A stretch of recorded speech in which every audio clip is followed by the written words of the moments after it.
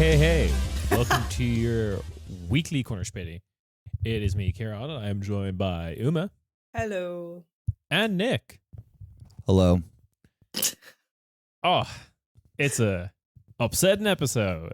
As you can tell, everybody's energy is very high. We're all super high. Are you kidding me? Mine, I'm in a great mood, actually. I'm sorry. I mean, I'm not in a bad mood. I'm just exhausted. I've been sick all week. I'm in a fantastic mood. Oh no. Yeah. Nick's on holiday still, so I'm holiday. I'm on holiday still. I've been barely paying attention to the news. The thing that I enjoy, first off, I didn't explain in the Ireland, pretty much the food episode that will be coming out, I guess, after this, is that I like that I don't feel cuckoo here. I like that I see free Palestine shit everywhere, and it rocks, and this seems to be a non-question. Yeah. It's the same when I'm back in Barcelona. Like, it's like, oh, okay, there's Palestine flags everywhere, and that's like the normal opinion to have, you know? You're not being, you don't get weird glances or looks. Yeah. I did the mandatory leftist trip to Connolly Books. As Hell yeah. Required. I love that place. And they had so much free Palestine shit that I just got. I mean, I got a book about Ireland because I went to the guy and I'm like, I know nothing about Ireland. Can you, for knowing, two 100% full Irish people, Kieran and Uma. Exactly. Somehow Uma's 100% Irish and also 100% Catalonian. Don't ask about this.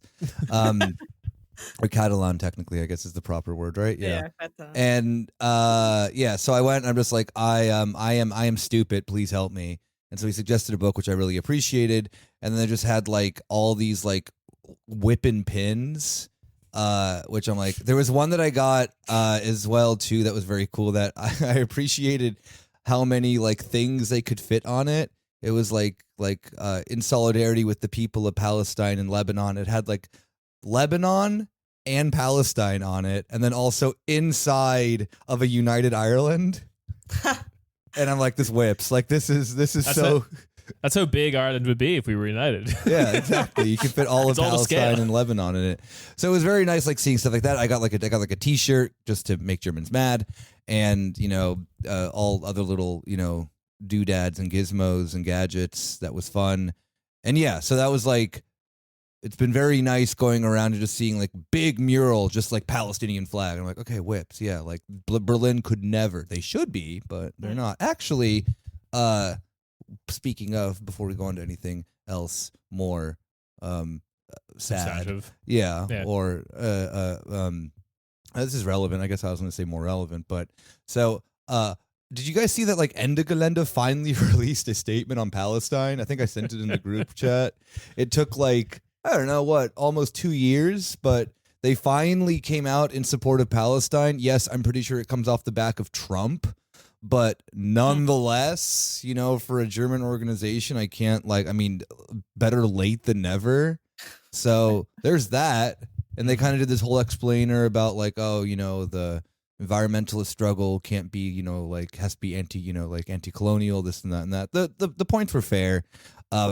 Bit annoying that had to be because they're actually Trump is the big bad one now, even though Brandon was doing the genocide as well. But that's lib talk for you. That's a topic that we can discuss later of just how most European brains get completely rewired about how the US actually is as soon as a Republican's back in charge, particularly Trump. It is very much as someone from the great Satan. It really is disgusting how stupid the average European is on how the U.S. is, because it's the stuff with the U.S. aid stuff, right?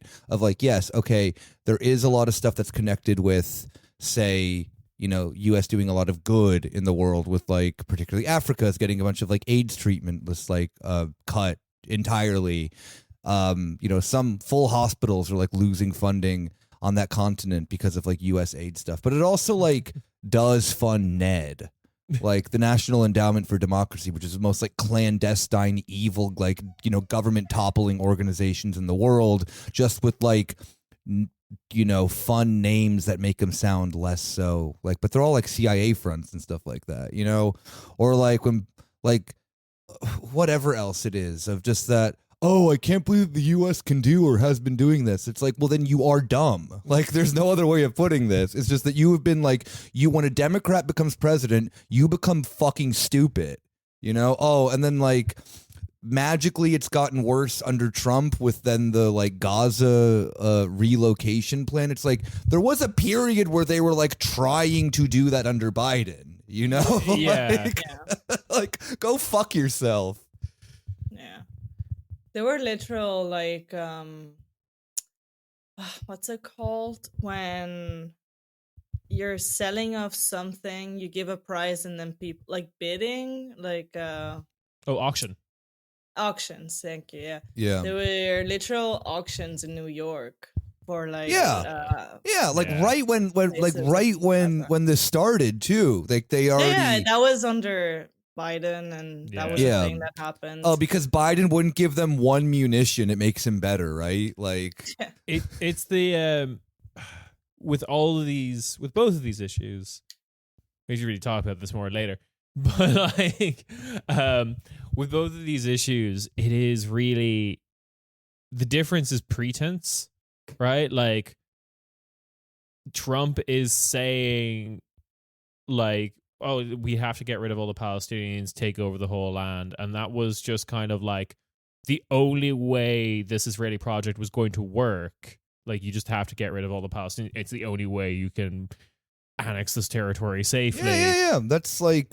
But, like, Biden was the only one who was just, like, saying, like, no, man, we're going to do other things. We'll be fine. Listen here, Jack. Listen here, this guy. I got a friend called Chorizo Joe. I'm showing Nick stuff. Like it was just kind of like lying, or I don't know. It's Trump does all this stuff while telling you to go fuck yourself, and Biden just says, "Oh, I'm sorry, man. You have to go fuck yourself." Listen here, Jack. I'm really sorry. You have to go. Go fuck yourself. Yeah, it's soda. But anyway, we should we'll talk about that later. Yeah. Because Uma has things to share with us. Yeah, Uma went on a field trip. Oh my god, I feel like you guys are like my teachers or something. We are. Like, we're two teachers. Yeah, no, exactly. Yeah. You're in the most well-funded school of all time. There's 2 teachers for every 1 student. Yeah. Come to the front of the class, Uma. Oh my god, I'm gonna kill myself if you continue saying that. I'm sorry. I went to the Medical History Museum in Berlin today. I was already bracing myself for questionable stuff because it is, first of all, it's a medical history museum, so you know there's gonna be a bunch of racist stuff, a bunch of like stolen remains, stuff like that in general. But it's also in Germany, which is the most evil country in the world, almost. Yeah, I was about to say, perfect country to have the most evil experience at a medical history museum. Like, you couldn't do much worse, I think. No, I know, exactly, yeah.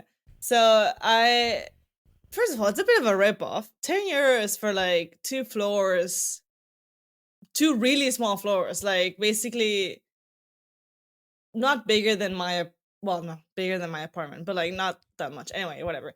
But is your apartment filled with fucked up stuff? I don't think so. Well, no, obviously. There's all these bodies that are... You haven't checked my closet. Yeah, you have all these exhumed bodies around your apartment. I don't know why. Yeah, exactly. But so there's a few observations that I made. Firstly, why are you taking your children to this kind of place? Germans are insane. I understand the whole like children need to go to museums and learn and be cultured. Of course. It is a fucking medical history museum. There are going to be babies in jars, literally. Like heavily deformed as well. Like really the most, like I had breakfast beforehand and I felt really queasy at the museum. I was like, I did not think this through.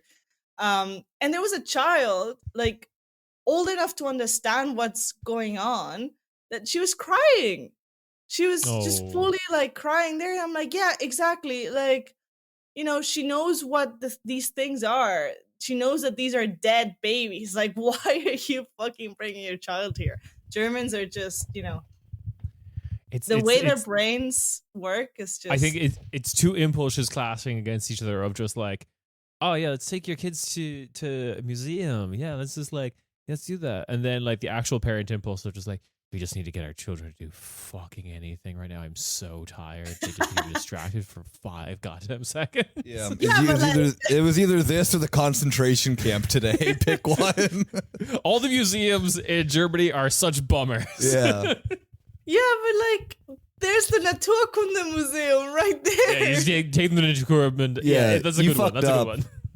Maybe they went there already. Who knows? But yeah, just take them again. It doesn't matter. It was weird as hell. Sorry, I hate to interrupt, but Kieran's dog is just like tipping over his food bowl in the stupidest way possible. He's just like pushing his snout over, just trying to like flip his bowl over and knocking his food everywhere. He's too eager. Yeah. Sorry. Keep going. I had to simply just, his dog is making such a ruckus about this. I had to simply point it out. He agrees with me, you know. Yeah. Uma's making excellent points about how you shouldn't bring your kid to this museum. No, and then just the whole this is a thing with every German museum. It's barely acknowledging that, you know, you did racist shit and colonial shit. Yeah. And it just basically glosses over it a lot. Like, it's like, it does, there's one sentence about it, and then it's like, but anyway, look at us. Oopsie. Oopsie daisy. No, and the whole thing that really pissed me off is that, so the museum was basically started by this guy called Virchow. Like, you know, the Virchow Klinikum in Wedding, you know, this, he was a pathologist. But he was also an anthropologist. And okay. In the 19th century means literally, you know, when Germany was committing fucking, well, not yet, but yes. The whole... Getting there. There was this whole sentence of like... I forgot the name of the science. What's the well, quote unquote science of like measuring heads? Oh. The phrenology, yes. How did you forget that one, Kieran? That's like I was cleaning up dog food. That's one of our that's one of the fields of study that you can do at Späti University. Sign up to my online program of $199.99. Yeah, and you'll receive, after 12 payments, you'll receive your calipers in the post. And look forward to such online lecturers as Jordan Peterson. He fell off. Where's he? What? Oh, Jordan Peterson is getting in fights with everyone. Hell yeah. Like Destiny, he got really mad at it in a debate. He got so mad at him. Yeah, before Destiny got like canceled for the 900th time for being a sex pest. But yeah. Wait, but like, shouldn't they be besties though? What? Shouldn't they be besties though? They're basically, they think the same. Yeah, probably. Know? But Destiny's still trying their egos are so big that they can't. Destiny's still trying to thread that needle of being like the best debater. Yeah, but I think he still views himself as a liberal. Yeah, as opposed to like, so he hates people on the left, but not enough to be on the same team as Jordan Peterson. But he's a liberal in like the classical liberal sense that he's like a pedophile. I'm not sure we can actually say that on the podcast. But Uma, no. The recent allegations of him that came out, I think I legally can call him a pedophile. Interesting. Where he was like grooming a 17-year-old or something like that. Yeah. Allegedly. Allegedly. Anyway, Yes. So there was this very small section of his phrenology instruments, like the measuring thing. And it just said, it was like because the museum was founded by this guy. They just were looking up so many excuses for it, like coming up with so many excuses, just being like, yeah, he did phrenology, but he wasn't racist.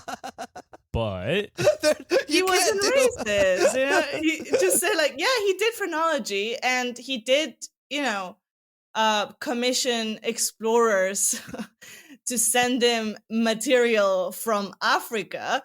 But but he didn't think they were inferior, so he wasn't racist. He was just curious. You can't really. I mean, like there is it's kind of the thing too of like in one of those, I can understand the perspective of where it's coming from, where they're trying to be like, oh, he was the good phrenologist. It is one of these things of like, I understand in the sense of like terrible movie, the good phrenologist, where it's like, okay, first off, the sheet that he has of like, I'm a pathologist, freak, 19th century what did you say, anthropologist, freak, and then topping that up with like a science that was like that had such like a flash in the pan moment for like Europe, but also like ends up becoming one of the most like destructively racist things. Like, I get that, sure, fine, there may have been people who are like, oh, I'm just like interested in this, but it like in like a medical sense, but at the end of the day, like, phrenology couldn't keep its own two legs because they couldn't find like these, like there was no truth in it. The reason why phrenology, even into like the 20th century, phrenology starts like it loses the battle to eugenics, because eugenics tries to then go down to like a genetic science of like what like tries to develop race science in a different way, just as like, I mean, yeah, you're like you're right, of the background of it is always racist, like this attempt of the like colonial imperial core always trying to find a medical biological reason for why this is and why it isn't that way. But like, none of them like stand the test of time. There are still like people who call themselves phrenologists and they are Nazis, or like eugenicists and stuff like that. It's just I feel like German museums in general, I mean, well, the English section in the thing was really bad, just the translations, I don't know. Oh, the like, Germans never like want to hire. Big day, big tasty kind of thing, like. Yeah, Tostin in The Office could do it, so they didn't need to bother hiring an English translator for a fucking museum. Just halfway through describing like this, 19th century anthropologist, which also feels like just saying good phrenologist in so many words. You do just come across the sentence "big day, big tasty." Exactly. I love how you there was one thing that because you posted your things on the on Instagram where they like used like the flop, where they had like such like the vaccine by Robert Koch for tuberculosis. They said it was a flop, literal words in the museum. Germany was in its flop era. Yeah, literally. He posted an L, gang.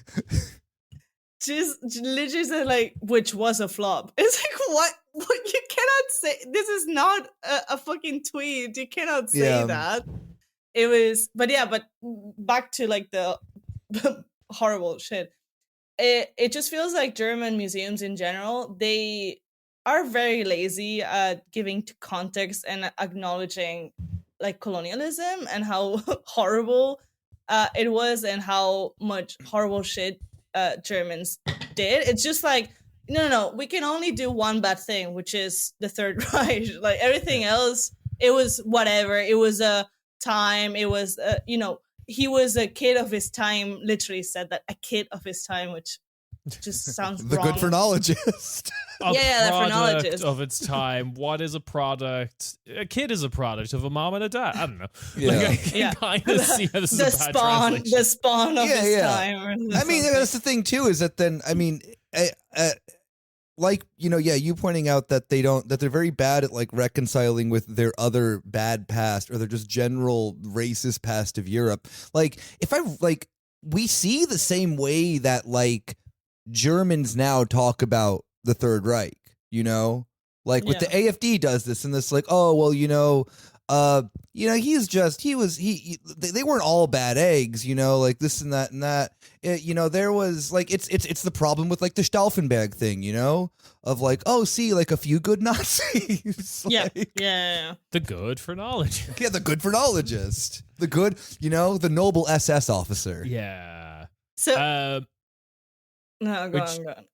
No, we have nothing. I was going to say this actually leads us quite nicely to our next topic. Wait. Just like the final, because I was reading this and my face was so obvious that that it was bullshit. And I took a picture that the security guy came over and was like, you actually cannot take pictures here.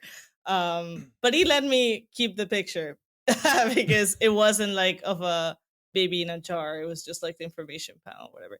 And it said like this Virchow guy encouraged and commissioned. Well, first of all, he was a member of the Prussian Academy of Sciences and the Berlin Society for Anthropology, which like racist, really bad, really bad societies, right? And he said Virchow encouraged and commissioned explorers to bring to Germany human remains from colonies. In his time, Virchow did not perceive the collection and acquisition context, which we today regard as grave injustice, as problematic.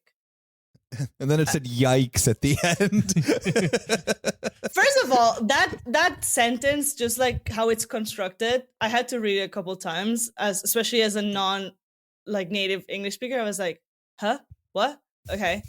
And then just calling it problematic. Yeah.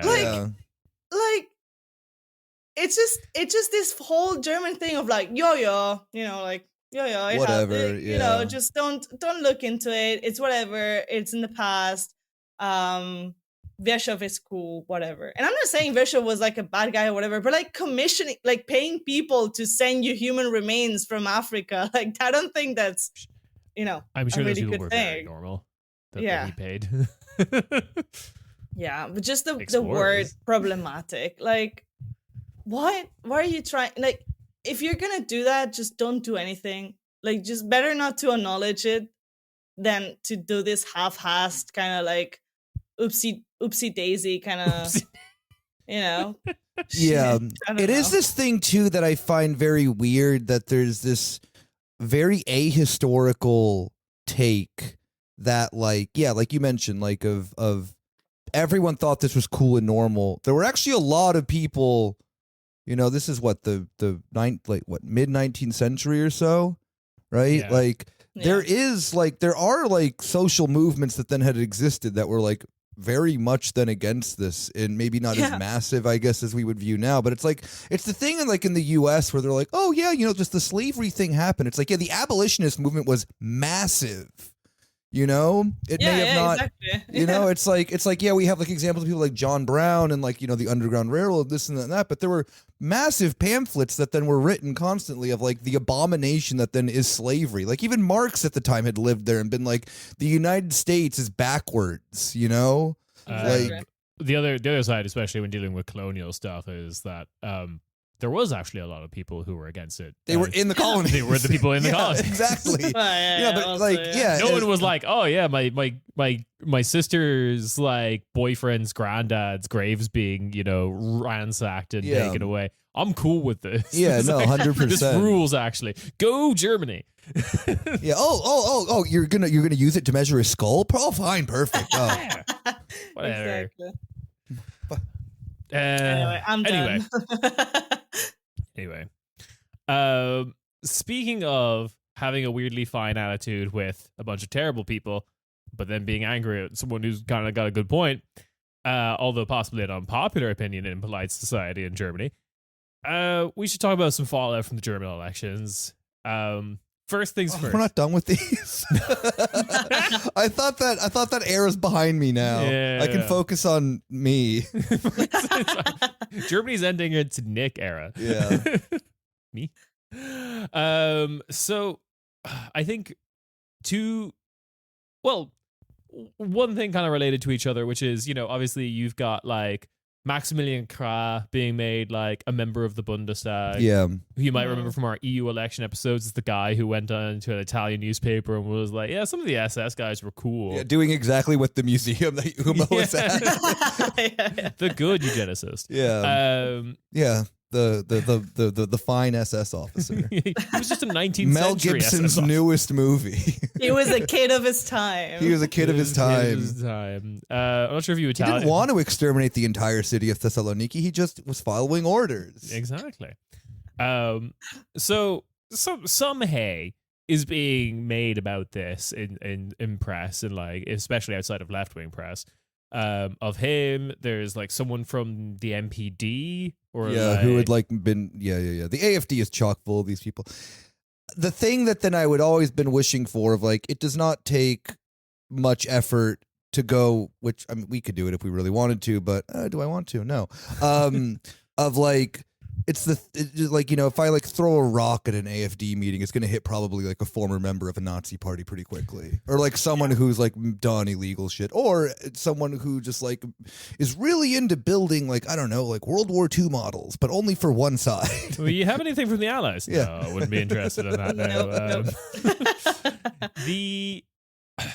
It's I think they could be a worthwhile episode because like we've talked about the quality of like, we've seen what Alice Vidal has said. We've seen what Björn Höcke has said. This is like the tippy top of the AFD pyramid. Like this is it gets so much. This more. this is their best and brightest, supposedly. Yeah. Oh my god, can you imagine the bands that some of these members have been in? Like if they've like some what do you call it? Ace of Base style bands. Probably, yeah. That or like. We could just try like middle of the level. Like we've already talked about the guy who's in like Saxon or Turingen Parliament. I think it was Saxon Parliament, who was like done in for his like prison labor Belarusian farm that he had. Oh yeah. Yeah, or like, but like it must get so crazy bananas bonkers if you go at like. Oh, the local level. Oh, local level AFD politicians. Like, I'm in charge of one section of Hamburg kind of shit. Like, even smaller. Like, even, I mean, this is, because remember, this is East Germany as well, too. So it's like the weight, like the population density is significantly lower. Yeah. I want you to be like the one, you're a local politician in the one German town that doesn't have a train station. Pretty much, yeah.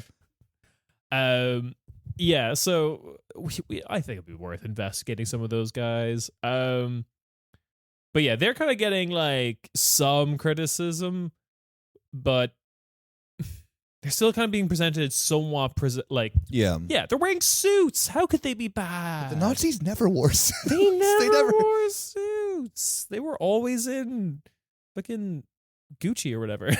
Hugo Boss. Hugo Boss. Sorry, yeah. Did you just confuse Gucci with Hugo Boss? No, Gucci made boots for the Italian military. Oh, okay. Okay. So you're not. I mean, they do have enough. They were all somewhere in the supply chain. Yeah. I'm looking forward to like whatever AFD people are wearing now being problematic in the future. Just like Foot Locker. Jack Wolfskin. Oh, Camp David. Camp David, yeah. They finally shut down Germany's forefront of fashion, Camp David. What even is Camp David? Camp David is a German company that then's very US themed, and actually like the holding company that owns it is called, like they all have names related to like Bill Clinton. Oh, interesting. So like I think the holding company is called Chelsea, if I'm not mistaken. And then like one of them is it's from Clinton Großhandels GmbH. Yeah. And then the other companies, there's one company that's called Chelsea, obviously named after Chelsea Clinton. And then there's another one that's like named after something really bizarre with the Clintons as well. Oh, what oh Lord. Oh my God. You're looking at the outfits. Oh yeah, no, it's terrible. How ugly it is, but then I saw the price. It's and like expensive. The ugliest fucking shirt you will ever see in your life, 80 euros. And it's like And it's I like didn't see that expensive to me. it's like what an Irish kid in the 2000s would wear. Oh, 100%. Like, for like communion or something. I guess for like Irish or British people listening, I think the equivalent would be like, if anyone remembers Giacomo, that was like mail order. But yeah. No, I mean, I even know of that. Yeah, okay. Like, look at that was like catalog, and you could do it over the phone, ordering kind of stuff. But like very similar outcomes in terms of fits. Awesome. So we should probably talk about like how media has depicted Ferenc Kocak. Yeah, because it's the most evil man in the Bundestag. Most evil man. Yeah. It's really wild of that. Yeah, they're like, oh, that's when you know that remembrance culture isn't real. Exactly, isn't real, because you have literal Nazis in the Bundestag, and who you could expose for like the most heinous shit ever, probably. And they're all the mainstream German media is just focusing on Ferhat being pro-Palestinian. Yeah, that's it. Yeah, it's really just like, what is this left-wing radical who? Yeah, anti-Semite, pro-Palestine. What else did they? There was like, it was. I think that was it. It was just it. It's just that they see the Palestinian thing and they just like go insane and short circuit. Yeah. Because he like took a picture when he entered the Bundestag the other day of him with a watermelon, and one of these like fake rage like big accounts in Germany that clearly are just like connected to like it's some woman who's connected to some like conservative group or whatever, and she's like, I can't believe these anti-Semites are allowed to parade around. It's like, lady, just like you're still flopping around doing this fucking song and dance like everyone else in the world thinks that you guys have like infinite brain worms. But yeah, sure, fine. Like, God forbid a guy stand up and like do basic activism. Like, I think the other thing that got them going was the sign in Kurdish. Yeah. The Jinjiyad Azadin, and then they're like, how dare he take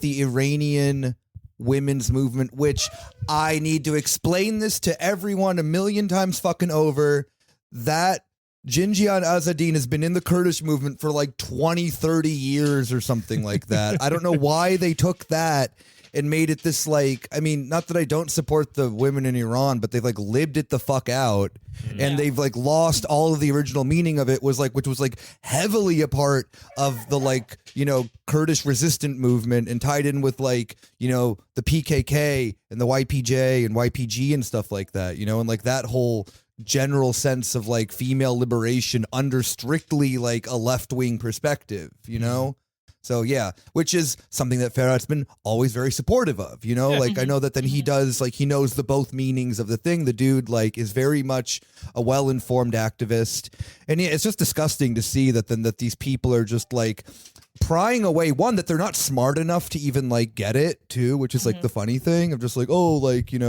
how dare he the Kurdish guy who has the Kurdish thing on it, like steal the Iranian thing that then was stolen from the Kurds, go fuck themselves. Or maybe there's some Kurdish people in Iran as well. I don't know. I haven't looked into it ever.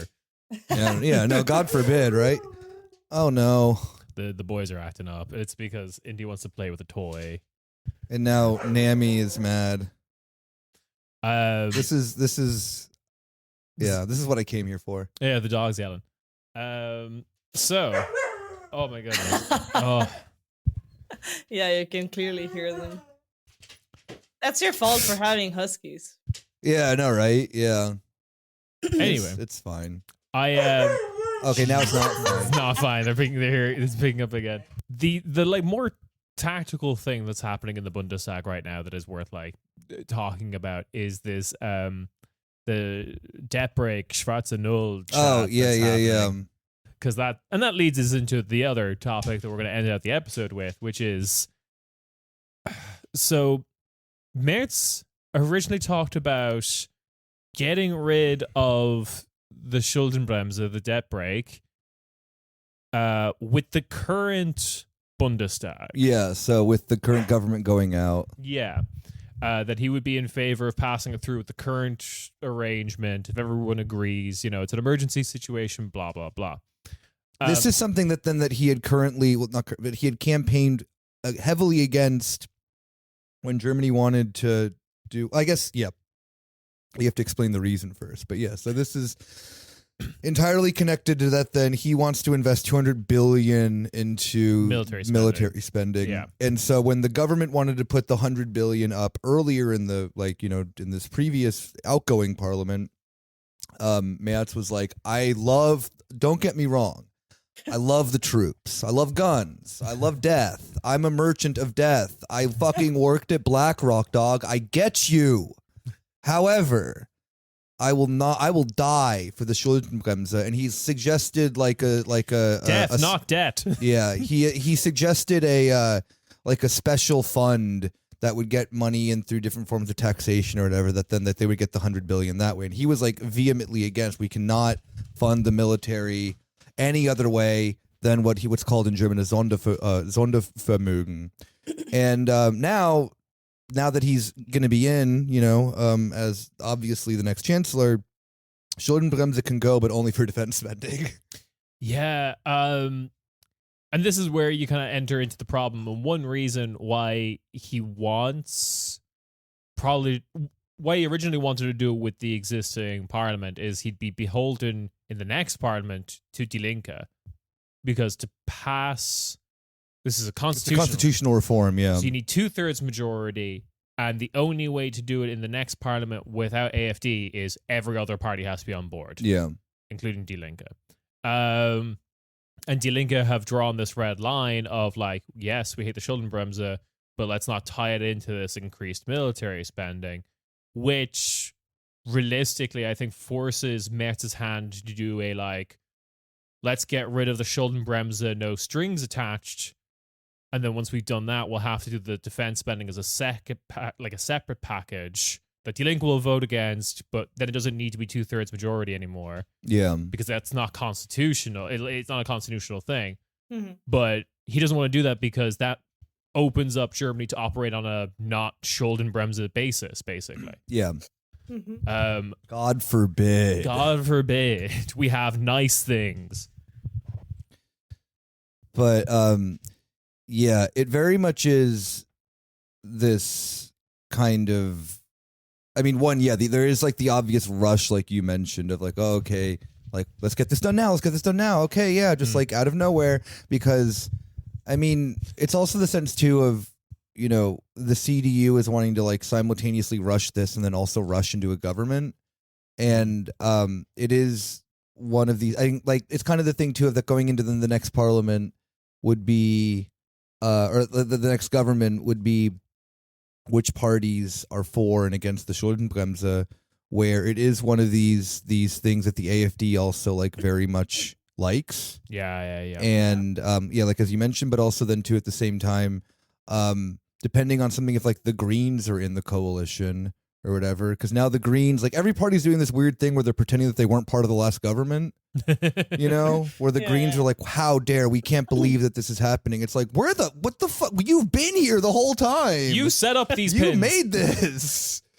So, and now the SPD's doing the same thing. And I'm curious into that sense as well of if the Greens, because they love death, don't get me wrong. Oh. They love guns.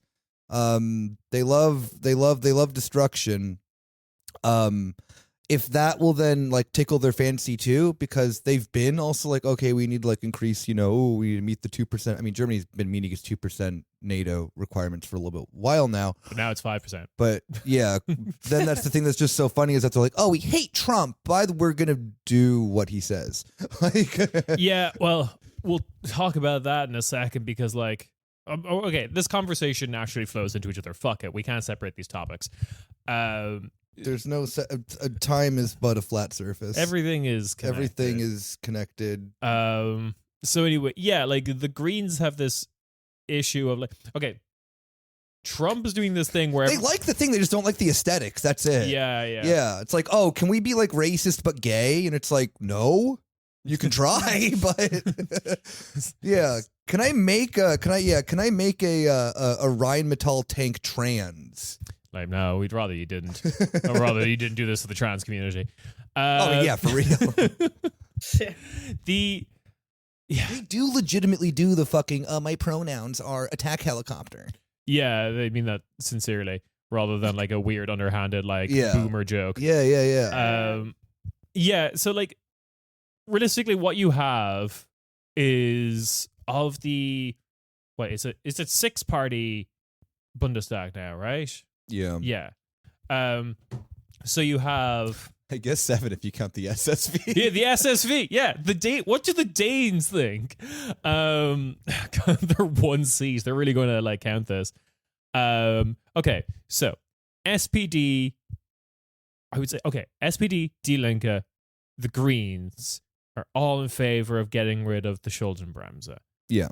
The CDU are in favor of getting rid of the Schuldenbremse for this one thing. Yeah, asterisk. Death. Yeah, death. And like, would ideally, if they had a 2/3 majority, would pass something that's like, you can break the Schuldenbremse only in cases of like war economy, or whatever. Like, because that already exists, and that was what like COVID did. Yeah. But like that's like natural disaster, I believe, is the asterisk of like why you're allowed to break the Schuldenbremse. So like a big flood or a global pandemic, which we all know was man-made in a lab. It was not a natural. Yeah, so that, and then you have really on the opposite end, you have Die Linke that's just like, we're against the Schuldenbremse, full stop. We'd rather you didn't do military spending. And then the big fucking gremlin clown monster in the corner of the room is the AFD being like, actually, the Schuldenbremse whips. I love Austrian economics. I love everyone being deprived of everything. And the only relief they will get is I will hit a brown person on live television, and that will be your relief as a German citizen. Is I punch them and not you. And the AFD weirdly would be against the defense stuff because they like Russia. Okay, and now we get into the conversation of this new geopolitical moment we find ourselves where in. Trump yells at you for being the leader of a country during war. Oh man, I love okay. So I read a pretty decent like opinion piece in the FT. Martin Sanvu, he's been like they're like one of their European guys for a while, mostly in economics. But he kind of makes this point of like, I kind of just his take is like, I don't really think Trump has this coherent strategy with Europe, because he's just like, you guys need to increase more in spending. And then it's like, I think there's a lot of people in America who realize like military spending. You kind of realize like, no, you can't actually make Europe self-sufficient in defense. That's what we're meant to do. That's what keeps us in Europe. Yeah. Like, if they can take care of themselves, then they don't have to like listen to any of our bullshit. As soon as they have the military means of defending themselves, well, guess who's just made Google Chrome illegal as a browser, and everyone has to use at gunpoint Firefox now because that's a good German company or whatever the fuck. Like, he was just like, you might find that if you make Europe more self-sufficient in defense, they might need you anymore or might put up with your bullshit anymore. And that kind of seems to be the motivating factor behind, well, certainly Macron. Macron, like the secret Gaullist in every French person has been saying this for years of like, finally we can get rid of the perfidious American. If we take care of ourselves, they don't have to be here. We can all use Quant instead of Google. Yeah, and I mean, one of the funniest things with that too is like there was I don't know if I mentioned this on the show already or not, but there was like a French official who then was kind of like, I don't know if it was like a European wide or like to a German thing of just being like, yeah, like, why doesn't Germany just want to like station our nuclear bombers in their country? Like that was just like a normal statement of just like, yeah, well, if the US leaves, we can just like plop our nuclear arsenal in there too. Like France has like the 4th largest in the world or something like that. Yeah, no, like it would be like, instead of like all the weird drunk driving incidents that happen in Ramstein being committed by some guy called Chad Dipley, it will be caused by someone called Jean-Marie Dipley. Yeah, Dipley. Dipley, yeah. Yeah, like that's there's like the amount of catcalling that would I mean, it would. I guess it would stay constant because the amount that American troops probably catcall is the same. But this is just a reality of the situation. If you're gonna have a foreign military base, this is gonna happen. Yeah. Yeah. So we're entering this like very strange moment where I think actually maybe this is overly optimistic on my behalf. I think like if there's 3 types of right wing on this continent, right? You have your like Daddy Putin, like save me from woke Europe. Save me from le wokeisme, Daddy Putin.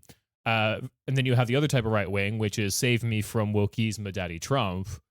And then you just kind of have like Orban, who's just like, I was gonna say like yeah, he's got like both, but then also when push comes to shove, he can be neither.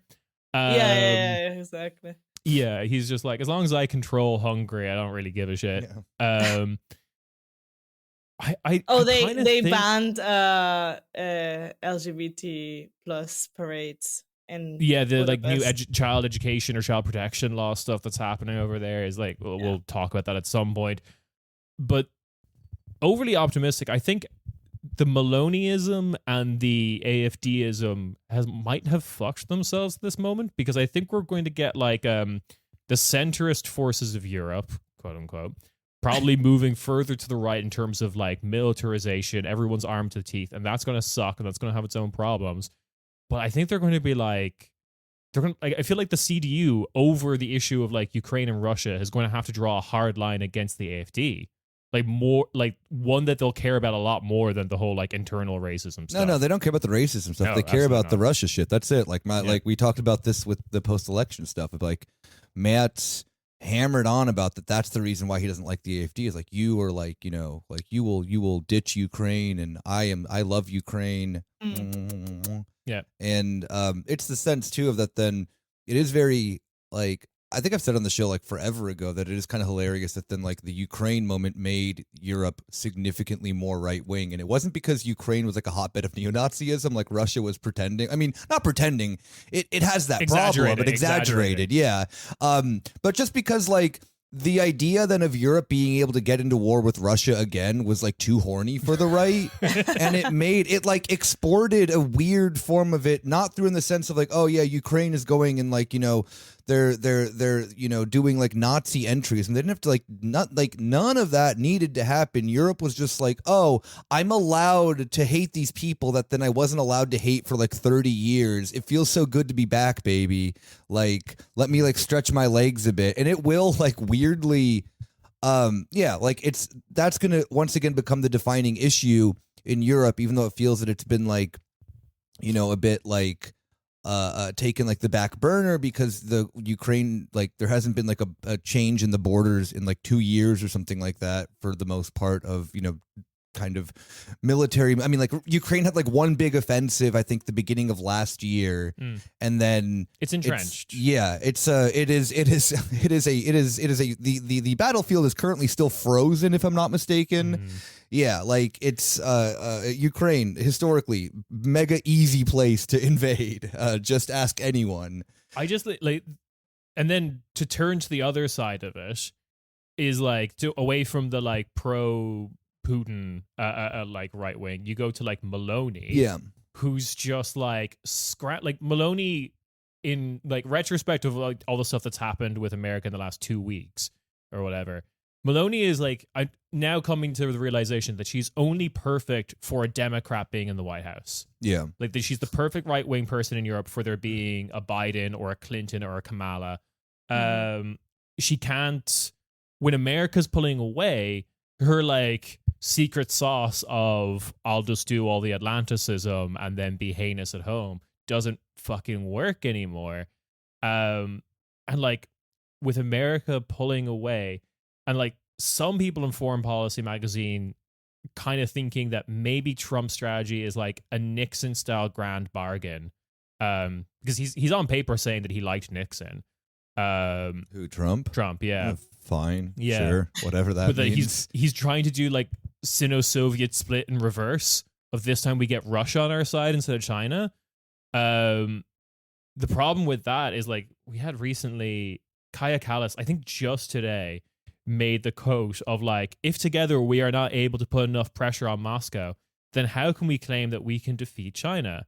And it's just like, why do you care? Europeans do not give a shit. Like, Europeans care about Russia. They view Russia as a threat. But I mean, like, that's like Kaya Kallas is someone who like literally was funneled into the system of governance by just like U.S. bullshit. Well, she's saying this at the Hudson. No, I know exactly. Yeah, so it's like Kaya Kallas has like been like, I mean, if, whatever degree of you want to believe that someone's like an agent of the U.S. state, like her entire education was funded by like stipends that had come from some like U.S. thing. She has been very much in that, like, you know, regardless of what her husband does in terms of business with Russia.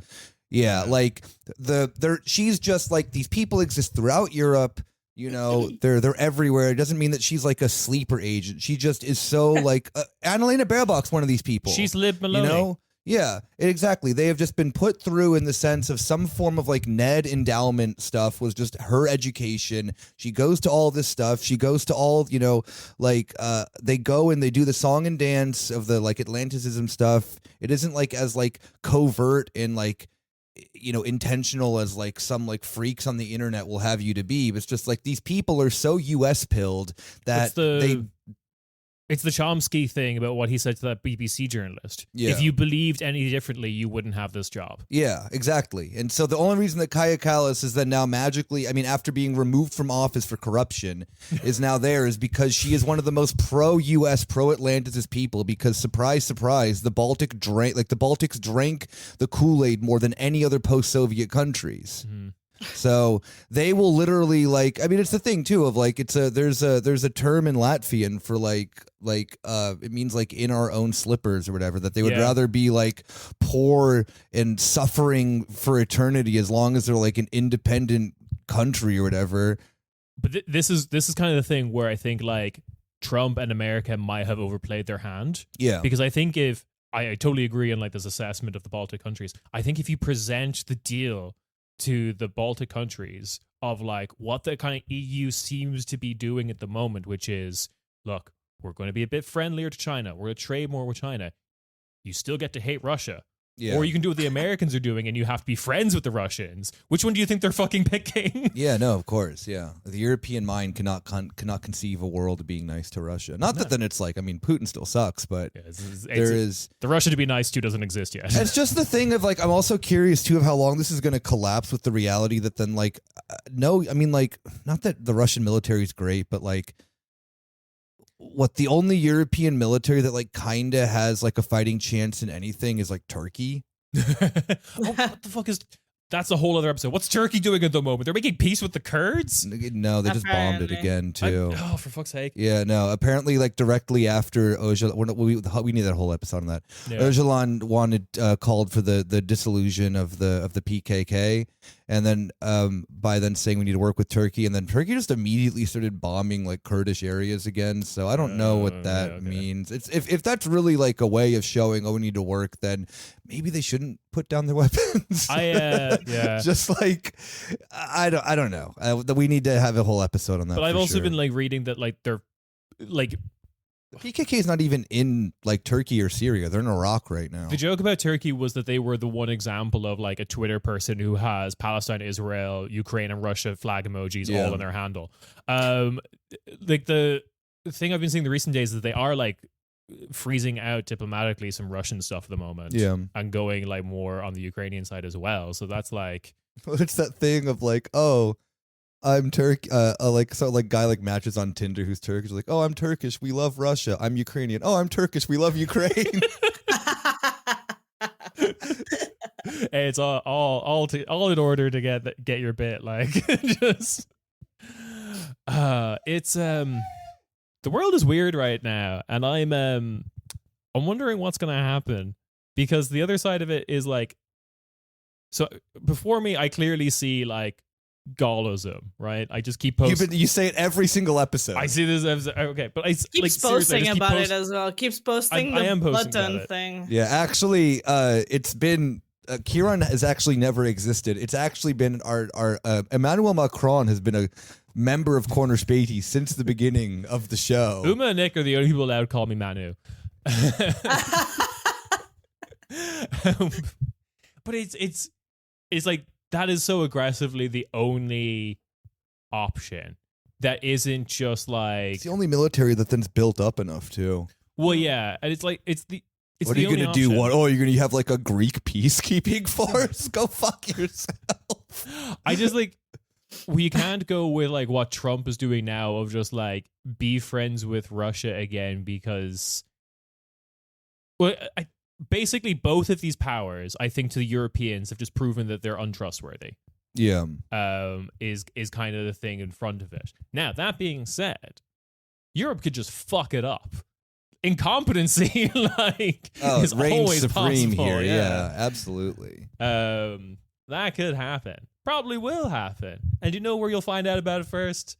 Corner Späti. Your friends in your yeah. friends in your phone. Yeah, your friends in your in your ears. Yeah. Ew.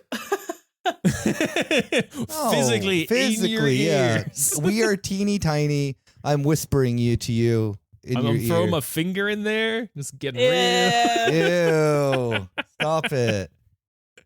Anyway. Any other final thoughts on all that nonsense? Yeah. It's also depressing. I just find it really funny in the sense of how this continuously falls into the sense of how did people not see this coming? I mean, especially in the sense too of like that meeting that Trump had yesterday with Zelensky. God. The bits and pieces Lord. I saw were very weird, that he's calling Zelensky a dictator, which was kind of like, I know that it's I hate to say it's like funny in a way, like just of like it's funny that like one Russian person with like a chart showing him like how much business Coca-Cola could be doing in Russia if you opened up again, just turned him into the Twitter person that you were talking about. The North Korea flag emoji poster. Yeah. It was a weird thing because he called him a dictator ages ago, like a couple of weeks ago or a week ago. And then somebody at a press conference asked him about that. And he just did the whole Trump thing of like, oh, did I say that? Oh, I don't recall. Oh, whatever. Yeah. You know, like kind of like backtracked in a weird way. Yeah. And then again, I think yesterday he called him something similar again. It's just like, okay, yeah. Cool. I mean, well, no, he said that then he said Ukraine was the aggressor.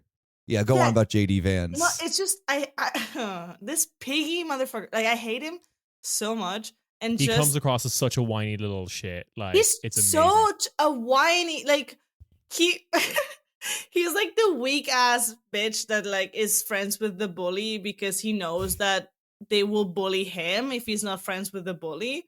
Yeah. Right? I mean, I'm not saying because he has a big house or something. Yeah, like I don't know, like he has a pool, so the bully like kind of doesn't bully him or something like that. But just like when the whole weird, like Trump was getting aggressive at Zelensky, and Zelensky, to be fair, was like the patience on that guy. I was very impressed. Like the vox pops from the Ukrainians are just like, he did great. Like in that situation, he did amazing. We love him. He's not a dictator. If you held an election, we probably just vote him back in. Yeah, exactly. But JD Vance is just be like, have you said thank you once? Like just butting in with the dumbest fucking shit ever. Just being like, every speech you even said thank you. Like every speech Zelensky said was like, thank you to our friends in USA and Europe. Thank you, USA. Yeah. You are my best friend. No, the criticism was that he was groveling. That was like the right-wing criticism of Zelensky, was he was like a groveling like weirdo who kept saying like, who kept flattering people and asking for more weapons and more money and would always say thank you. It would always be like, yeah, it was just stupid. Like it was clearly that JD Vance was feeling left out in the being mean to Zelensky session. And like let me at him. Yeah, and he just had to say something, and nobody even like obviously Trump doesn't listen to him. Trump hates him. Trump hates his guts. Trump hates everyone. No, I know, but like it's really funny the contempt that like seeps off him when he's near JD Vance. It's quite funny to see. It's like how he's turning now with Musk because he's realizing that Musk is like controlling everything. Yeah, I am. The thing that there was one like post on Blue Sky that really like resonated with me, which was, I can't remember who it was, God forgive me, but like he was just like, I thought we all agreed what manliness was. Like, I get that this is, that the stereotype of manliness was problematic, that it wasn't good, but I thought we all agreed what it was. I don't understand how people are looking at these guys and thinking they're the paradigm of manliness. I thought we all agreed it was like they're so stoic, hot. Protector, provider. No, whatever. being a tough guy is being pretty much a throwaway character from the Real Housewives. Yeah. Listen here, you fucking bitch. Real Housewives of DC. Yeah. Oh, have you heard? If we're done talking about this, because I have nothing else to add. I have a Real Housewives thing. We'll never be done. We'll never be done. But does anyone have anything to add to the class? It's bad. Let the nukes fly. I don't care. President G. Yeah. Okay. Then here's my my favorite thing that I've heard about Real Housewives of recent. So maybe you've seen this, but apparently the lowering level of Salt Lake City has been causing the cast to get more crazy, because it's releasing a bunch of toxins into the city that do cause behavioral problems in people. Oh my God. And so these people are just getting fucking high off of arsenic or whatever, just being pumped into the air of Salt Lake City. And the show has gotten significantly more dramatic. So this is my dare I say Roman Empire. Andy is just hell fucking yeah, keep poisoning them. Yeah. Well, cause they're what? There's one who's even gone to jail recently and shit from Salt Lake City, which Queen. Yeah, that's but that was for tax evasion stuff, for business stuff. But but it was scamming old people as well. Somehow, yes, that's what it was. Oh my God, it was horrible. Scamming old, it was tax evasion, whatever. Yeah, no, it was because she was doing a an actual bad scam. thing. She was scamming, with her corporation or something. I don't know. Yeah, old people. Yeah, but that was the crazy one as well. Well, yeah, she wasn't that crazy. It's just now possibly they're all crazy because they've been inhaling stuff that then does destroy your brain. That is crazy. I do wish they'd been doing this for longer, because then I would have loved to see the Real Housewives of Stoke-on-Trent back when mad cow disease was ripping through the UK or something. Or just oh God, yeah. Real Housewives of just the 70s. Everyone has lead poisoning from car exhaust fumes. Yeah, that rips. Yeah. Oh, of course. Yeah. Yeah. And hey, we're still killing ourselves through environmental disasters. So don't worry that in 10 years' time, we'll have the Real Housewives of wherever, and everyone has microplastics in their brain, and that causes them to do crazy stuff. My microplastics in my brain talk to me and tell me nice things about me. Yeah. I don't know about yours. But they also told me that Chanel shouldn't have said that. My microplastics in my brain tell me that, are you really my friends? Oh, wait. Sorry, I don't mean to be... Yeah, so homework for next week, according to Späti. Go watch some more Desperate Housewives. Not Desperate Housewives, it's the Real Housewives of Salt Lake City. Desperate Housewives is an actual show. Desperate Housewives has been off the air for 12 years. I'm so with the times. Real Housewives of Salt Lake City. Yes. And then we want an essay to compare and contrast of how this reflects the current state of NATO. Exactly, yes. And wasn't with that, it also? we will catch you. Sorry. No. What is it? What? Yeah, go on. Wasn't it in Salt? Or was it the Mormon? I don't know, because they're Mormon, right? Yeah. Obviously. They also had there's a whole weird swinging scandal that they had and shit too. No, but that was the Mormon wives. Yes. Oh yeah, the Mormon wives. You're right. Yeah. Yeah, but that's why I'm confusing. I don't know if it's which one of these is, but it's coming out that all these Mormon men go to strip clubs and frequent establishments. Yeah, boy. Yeah, and it's really funny to see the Mormon wives just trying to Freak Joseph Smith is calling. Do you answer? Yeah, exactly. Okay, sorry. Freak Joseph Smith is trying to get on with his day because everyone keeps answering his goddamn call. Yeah. He has to do other things. Yeah. All right. Anyway. With that, we will catch you on the bonus feed. Ciao, ciao. Bye-bye.